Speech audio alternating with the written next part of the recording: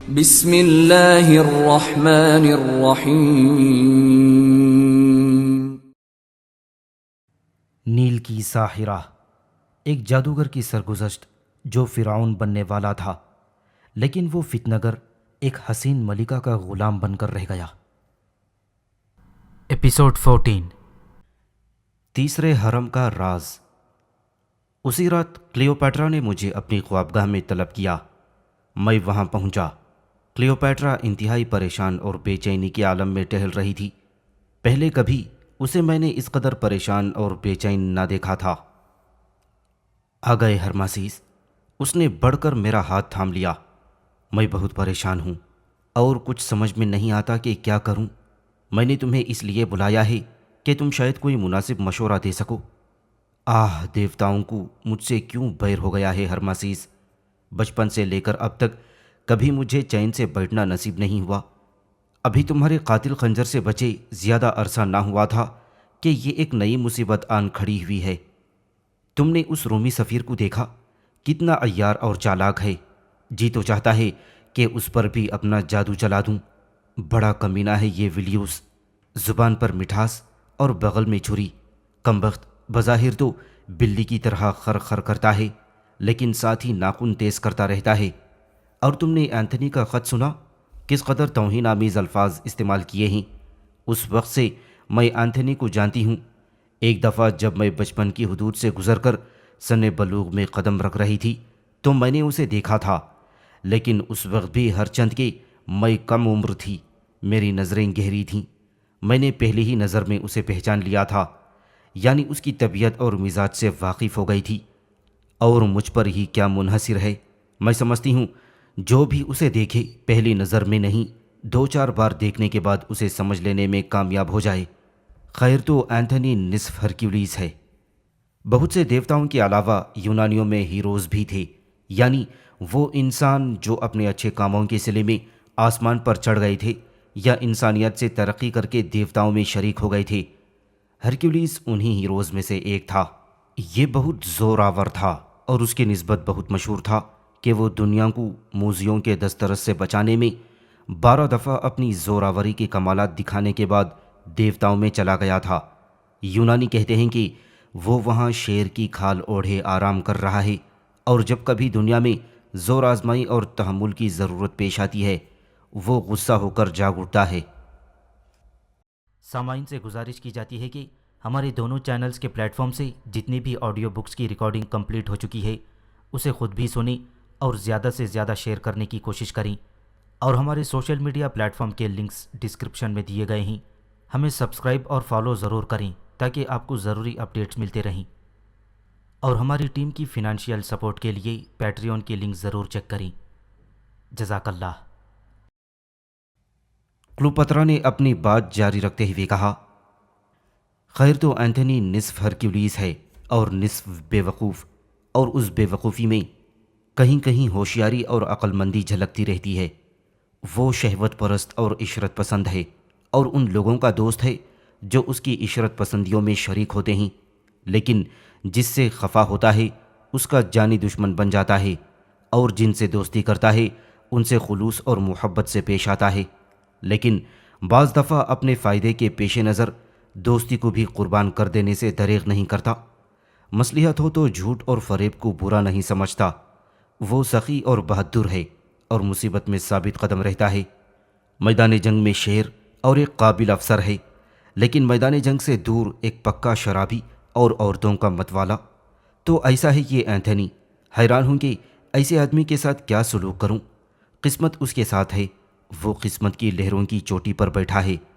وہ ایک دن ڈوبے گا ضرور، لیکن فی الحال تو ان لوگوں پر ہنس رہا ہے جو بدقسمتی کے بھنور میں پھنسے ہیں۔ اینتھنی دیوتا نہیں، محض انسان ہے، میں نے کہا، اور ایسا انسان جس میں بہت سی کمزوریاں ہیں۔ چنانچہ ایسے آدمی کو شکست دینا کوئی بڑی بات نہیں۔ یہ ٹھیک ہے، لیکن تنہا اینتھنی سے میرا مقابلہ نہ ہوگا۔ یہ مجلس ثلاثہ کے 3 اراکین میں سے ایک ہے۔ بغرض محال ہم نے اینتھنی کو شکست بھی دے دی تو اس کے دوسرے 2 ساتھی لوپیدوس اور نوجوان قیصر اقنات بانوس مصر پر چڑھ دوڑیں گے۔ جو پچھلی فتوحات کے نشے میں شرمسار ہیں، اگر میں قلیقیہ نہ گئی تو روم اپنی قوت کے ساتھ مصر پر آخری ضرب لگانے کے لیے چڑھ دوڑے گا۔ پھر کیا ہوگا ہرماسیس؟ ہوگا یہ ہم رومیوں کا مقابلہ کریں گے اور انہیں مار بھگائیں گے۔ میں نے کہا، یہ تم کہتے ہو ہرماسیس؟ اگر تمہاری سازش کامیاب ہو گئی ہوتی اور تم فرعون بن گئے ہوتے تو تم واقعی مصریوں کی مدد سے رومیوں کو بھگا دیتے، لیکن مجھے مصری پسند نہیں کرتے، اور اب تو جب کہ تمہاری سازش بھی ناکام ہو چکی ہے، مصری میرے نام سے بھی بیزار ہوں گے۔ اب تم ہی بتاؤ، کیا یہ لوگ میری آواز پر لبیک کہیں گے؟ اگر مصری میرا ساتھ دیتے تو میں رومیوں کو ایسی شکست دیتی کہ پھر وہ کبھی ادھر کا رخ نہ کرتے، لیکن افسوس کہ مصر والے مجھ سے نفرت کرتے ہیں۔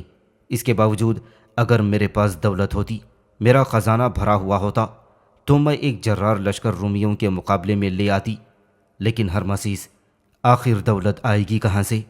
بے شک میں دولت روم سے قرض لے سکتی ہوں، لیکن اس طرح مصر رومیوں کے قبضے میں چلا جائے گا اور میں ایک خود مختار ملکہ نہ رہوں گی۔ لیکن ہرمسیس، اور وہ مجھ سے لگ کر بیٹھ گئی، تم مورثی کاہن ہو اور اہرام کے راز سے واقف۔ اگر یہ روایات کے قدیم فرعونہ نے اہرام میں خزانہ دفن کر رکھا ہے غلط نہیں ہیں تو تم مجھے بتا سکتے ہو کہ وہ خزانہ کہاں ہے، اور پھر ہرمسیس میں تمہارے مصر کو اور تمہاری محبت کو جو میرے دل میں ہے رومیوں سے بچا لوں گی۔ کیا واقعی یہ روایات صحیح ہیں ہرمسیس؟ چند ثانیوں تک میں سوچتا رہا، اور اگر یہ روایات صحیح ہیں، میں نے کہنا شروع کیا، اور اگر میں خزانے کا پتہ بھی جانتا ہوں اور تمہیں بتا بھی دوں، کلوپترا، اس کی کیا ضمانت ہے کہ تم اس خزانے کو جسے محض اس لیے محفوظ کیا گیا ہے کہ برے وقت میں مصر کے کام آئے، اسی نیک کام میں صرف کرو گی؟ تو کیا واقعی کسی حرم میں خزانہ دفن ہے؟ اس نے بڑے اشتیاق سے پوچھا۔ نہیں ہرمسیس، مجھے بناؤ نہیں۔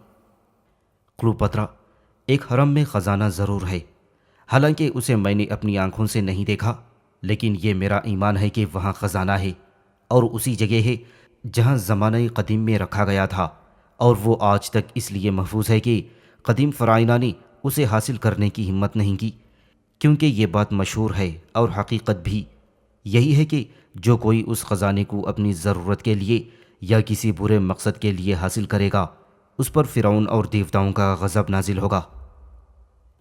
تو یوں کہو کہ قدیم فرعونہ بزدل تھے، اس نے کہا، یا پھر انہیں دولت کی ضرورت نہیں تھی؟ تو ہرمسیس میرے پیارے، تم مجھے اس خزانے کا پتہ بتاؤ گے نا؟ اگر وہ خزانہ اب تک وہیں ہوا اور تم نے مجھے قسم کھا کر یقین دلا دیا کہ تم اسے مصر اور مصریوں کی بھلائی کے لیے صرف کرو گی، تو میں نہ صرف تمہیں اس کا پتہ بتاؤں گا بلکہ میں خود تمہیں وہاں لے جاؤں گا۔ میں قسم کھاتی ہوں، کلیوپیٹرا نے جلدی سے کہا، میں مصر کے سب دیوتاؤں کی قسم کھا کر کہتی ہوں کہ اگر یہ خزانہ مجھے مل گیا تو میں اینتھنی کے خلاف اعلان جنگ کر دوں گی۔ صرف یہی نہیں ہرمسیس، بلکہ میں وعدہ کرتی ہوں کہ جلد از جلد تم سے شادی کر لوں گی، اور چوری چھپے نہیں بلکہ سب کے سامنے، اور پھر تم اپنی تدبیروں سے رومی بھیڑیوں کو بھگا دو گے نا؟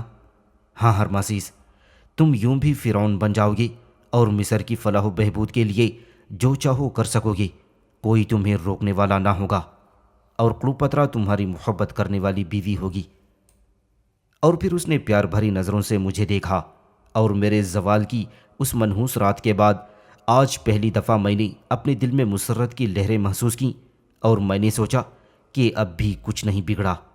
میں کلوپترا کا شوہر بن کر جسے میں دل و جان سے چاہتا ہوں اپنا مقام حاصل کر سکتا ہوں۔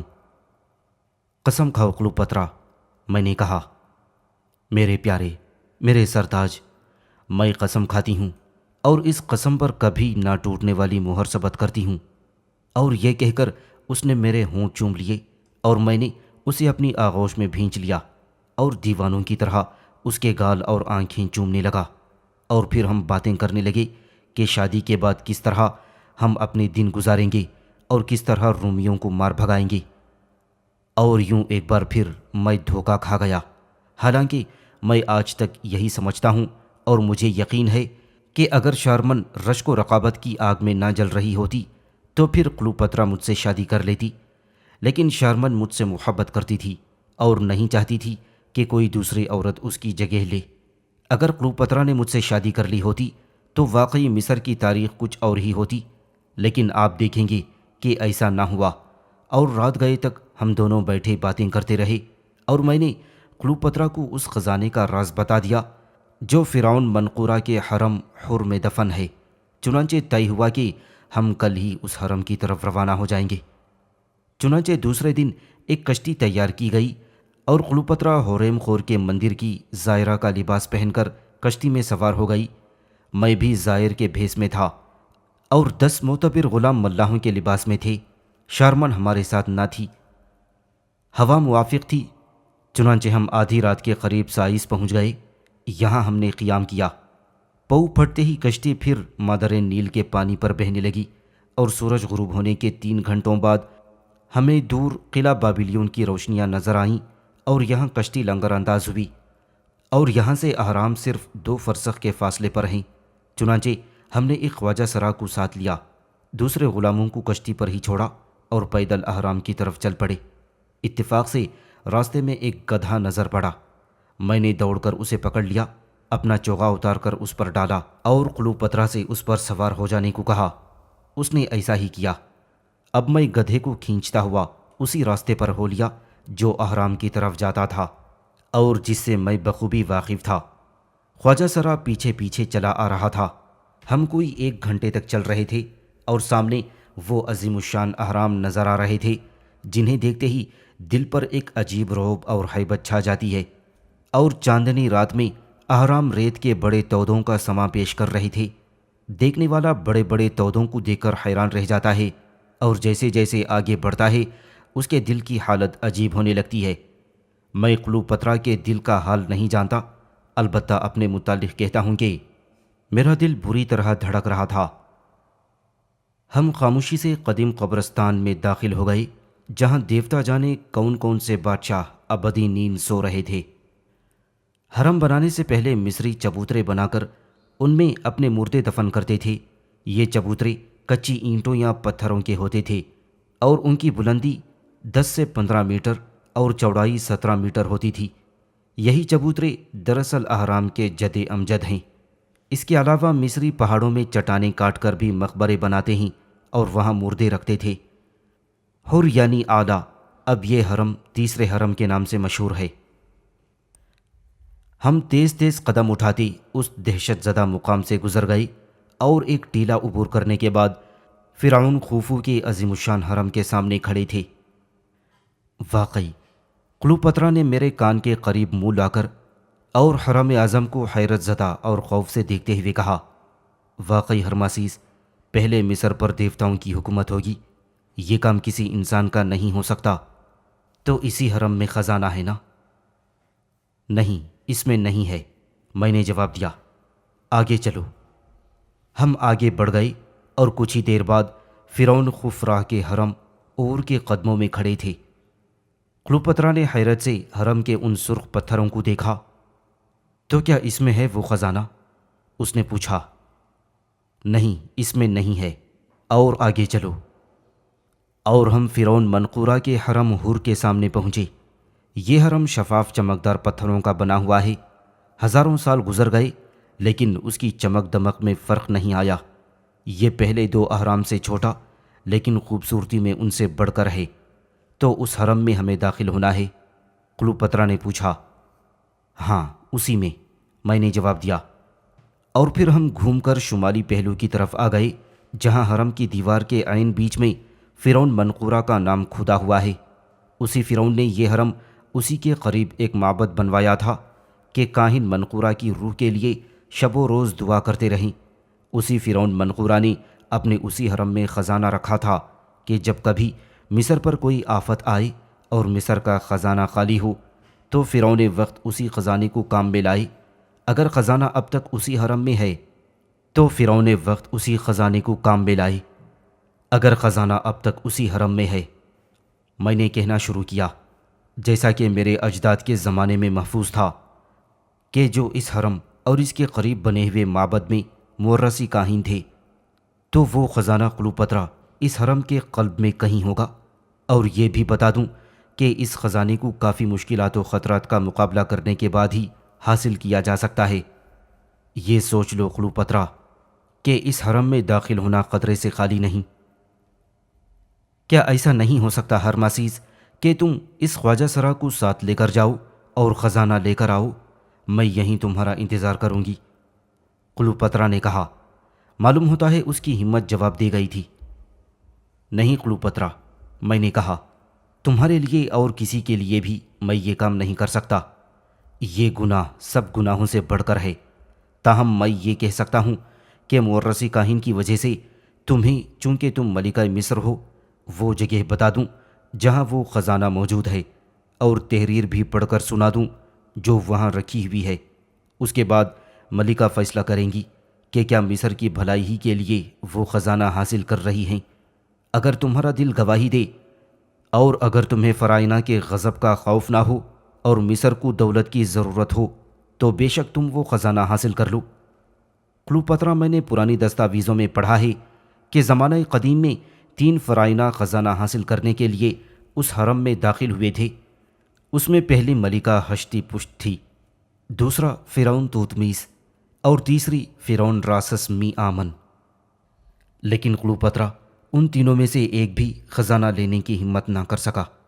حالانکہ انہیں دولت کی سخت ضرورت تھی، لیکن انہیں خوف تھا کہ مبادا کوئی غضب ان پر نازل ہوگا، چنانچہ وہ خزانہ چھوئے بغیر لوٹ گئے تھے۔ مصر کی تاریخ میں ملکہ ہچی پشت کی مثال عجیب و غریب ہے۔ مصر میں کسی عورت کا فرعون بن جانا ایک نئی اور بالکل انوکھی بات تھی۔ یہ مصر کی پہلی ملکہ تھی جو عورت ضرور تھی، مگر کسی بات میں مردوں سے کم نہ تھی۔ اس نے جیتے جی اپنے شوہر کو ابھرنے نہ دیا اور نہ حکومت میں ہی اس کا سانجھا منظور کیا۔ وہ بڑی خود مختاری سے حکومت کرتی رہی۔ مصر کے فرعون ہمیشہ مرد ہی ہوئے تھے۔ فرعون کے نام کے ساتھ کبھی کسی عورت کا تصور بھی نہ کیا جاتا تھا۔ چنانچہ مصریوں نے اپنی تسکین کا سامان اس عجیب ڈھنگ سے یہ کیا کہ ملکہ ہچی پشت کے بت اور تصویریں داڑھی کے ساتھ بنا دیں۔ اس ملکہ نے 20 برس نہایت شان سے حکومت کی، اور فرعون توتمیس ملکہ ہچی پشت کا شوہر تھا، اور توتمیس سوم کے نام سے تخت پر بیٹھا۔ یہ بڑا جنگجو تھا، چنانچہ اب یہ مصر کا نیپولین کے نام سے مشہور ہے۔ کلوپترا کچھ دیر سوچتی رہی، یہاں تک کہ اس کے دل سے خوف جاتا رہا اور نئے سرے سے اس کی ہمت بن گئی۔ اب یہاں تک آئی ہوں تو اس قدیم خزانے کو اپنی آنکھوں سے دیکھے بغیر نہ جاؤں گی، کلوپترا نے کہا۔ بہت اچھا، میں نے جواب دیا، اور پھر میں نے بہت سے چوکور پتھر ایک پر ایک رکھ دیے اور خواجہ سرا کا سہارا لے کر ان پتھروں پر کھڑا ہو گیا اور اس نشان کو تلاش کرنے لگا جو پودے کی پتی سے بڑا نہ تھا۔ تھوڑی سی کوشش کے بعد مجھے وہ نشان مل گیا جو باد و باراں اور ریت کی رگڑ سے دھندلا سا پڑ گیا تھا۔ میں نے انگوٹھا اس پر رکھ کر ایک خاص ترتیب سے دبایا اور فوراً ہی ہلکی سی گڑگڑاہٹ کی آواز کے ساتھ ایک پتھر اپنی جگہ سے سرک گیا اور دیوار میں اتنا بڑا دروازہ کھل گیا کہ ایک آدمی رینگ کر اس میں داخل ہو سکتا ہے۔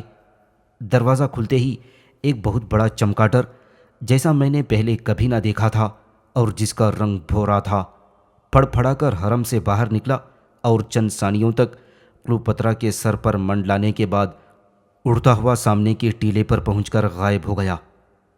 کلوپترا کے منہ سے چیخ نکل گئی اور خواجہ سرا خوف سے کانپ کر اوندھے منہ گر پڑا۔ میں بھی سہما ہوا تھا، لیکن میں نے کچھ کہا نہیں۔ مجھے یقین تھا، اور اب بھی ہے، کہ وہ دراصل فرعون منقورہ کی روح تھی جو چمکاٹر کے روپ میں ہمیں تنبیہ کرنے آئی تھی کہ شاید ہم اپنا ارادہ بدل دیں۔ میں کچھ دیر تک انتظار کرتا رہا کہ مقبرے کی زہریلی ہوا باہر نکل جائے۔ کچھ دیر بعد میں نے چوغے کے دامن میں سے چھوٹی چھوٹی مشعلیں نکال لیں اور سلگا کر اپنے پاس رکھیں اور ایک خواجہ سرا اور ایک کلوپترا کو دے دیں، اور پھر میں نے خواجہ سرا سے وعدہ لیا کہ وہ اس حرم میں جو کچھ دیکھے گا اس کا ذکر کبھی کسی حال میں کسی کے سامنے نہ کرے گا۔ خواجہ سرا نے خوف و ہراس سے کانپتے ہوئے قسموں پر قسمیں کھا ڈالیں۔ اب میں نے اپنی کمر سے رسا باندھا جو ہم اپنے ساتھ لائے تھے اور حرم کے دروازے میں رینگ گیا۔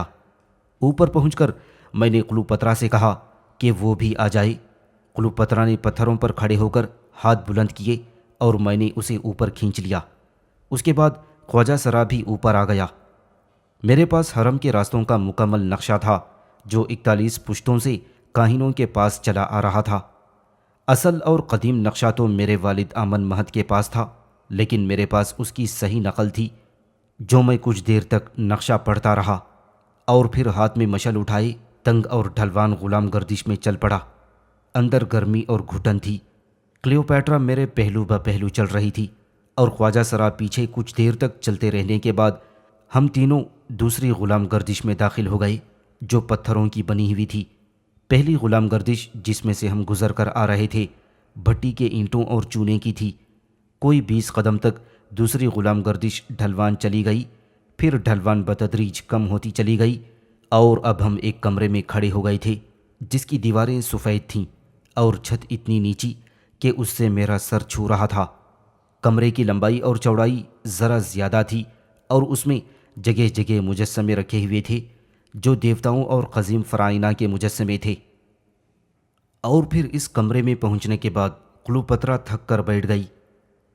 उठो क्लियोपेट्रा, मैंने कहा, अगर हम चंद सेकंड भी यहाँ रुके तो बेहोश हो जाएंगे। वो उठी और मेरे कंधे पर हाथ रख दिया। इस कमरे को उबूर किया तो हम एक ज़बरदस्त दीवार के सामने खड़े थे। यहाँ पहुंचकर मैंने फिर नक्शा देखा और फिर अपने पैर से एक पत्थर दबाकर मुंतज़िर खड़ा रहा। पत्थर की काफ़ी वज़नी सिल देवता जाने किस तरह ऊपर उठने लगी और छत की एक झरी में पूरी की पूरी समा गई। हम उस दरवाजे से गुजरे तो दूसरी दीवार के सामने खड़े थे।